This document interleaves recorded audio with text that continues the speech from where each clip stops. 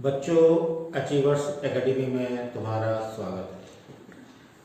इसके पहले कि मैं तुम्हें पत्रकारिता के इतिहास के बारे में बताऊं, मैंने जैसा कि तुम्हें पिछली बार अपने पिछले वीडियो में बताया था कि ये व्यवसाय श्रम साध्य है, यानी इसमें बहुत मेहनत की ज़रूरत पड़ती है और यदि तुम अच्छी मेहनत कर सकते हो तभी इस पेशे को अपनाना, चाहे रिपोर्टिंग फील्ड हो या फिर डेस्क, दोनों ही जगहों पर अच्छी खासी मेहनत करनी पड़ती है।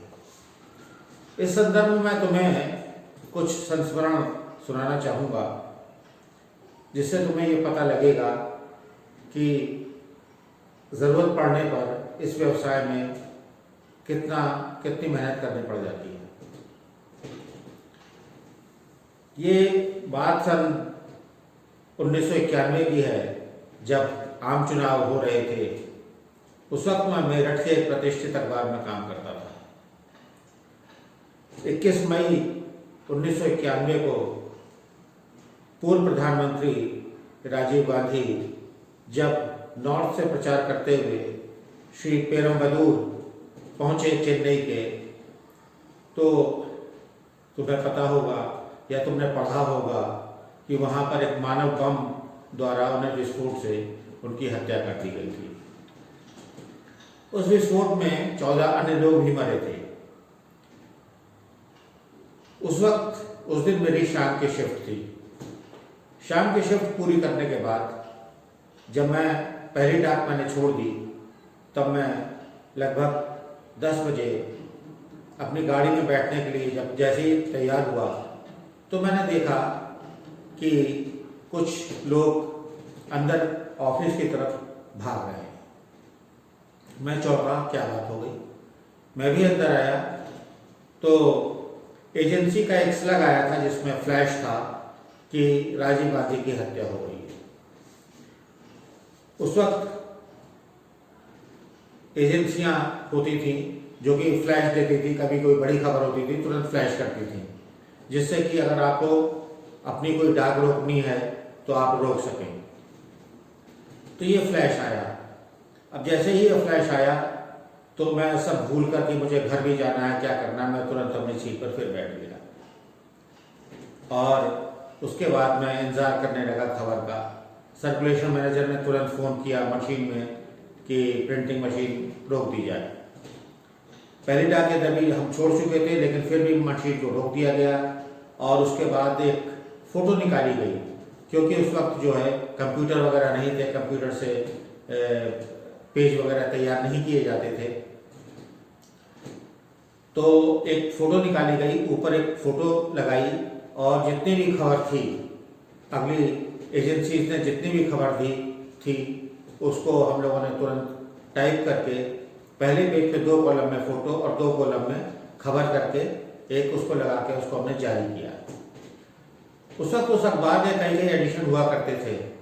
तो पहली डाक छोड़ने के बाद अब क्या था, अब तो हमें पूरे अखबार को जो है उसी हिसाब से बनाना था। एक व्यक्ति पहले पेज के लिए जुट गया, एक व्यक्ति एडिट पेज के लिए लग गया कि और फोटोग्राफर्स को कह दिया गया कि जितने भी उनसे राजीव गांधी के उनसे जीवन से जुड़े फोटोग्राफ्स हैं उनके पन्ने तैयार किए जाएं। दूसरी डाक में हमने काफ़ी हद तक राजीव गांधी की हत्या से संबंधित खबर कवर कर ली और दूसरी डाक छोड़ी। तीसरी डाक में और बेहतर किया, चौथी डाक में और बेहतर किया और सिटी तक पहुंचते पहुंचते पूरा एडिशन ही राजीव गांधी की हत्या में हो गया। कई पन्ने उनकी फोटो से संबंधित थे। पहला पन्ना पूरा उनको उनकी हत्या से भरा हुआ था, हत्या की खबरों से भरा हुआ था और अंदर के पन्नों पर तमाम उनके संस्मरण, उनके फोटोग्राफ्स, उनसे जुड़ी घटनाएं, पुराने उनके कहाँ किस हेड ऑफ स्टेट से कब मिलने गए, आदि तरह की चीज़ें। एडिट पेज भी पूरा उनके खबरों से ही बनाया गया। ये पन्ना छोड़ते छोड़ते, सिटी एडिशन छोड़ते छोड़ते सुबह के 4 बज गए, यानी कि मैं शाम की ड्यूटी से अगली ड्यूटी के बाद भी काफ़ी लंबे समय तक ऑफिस में ही रहा। इसी तरह की एक दूसरी घटना मैं बताता हूं, जब श्रीमती इंदिरा गांधी की हत्या कर दी गई थी। 31 अक्टूबर 1984 को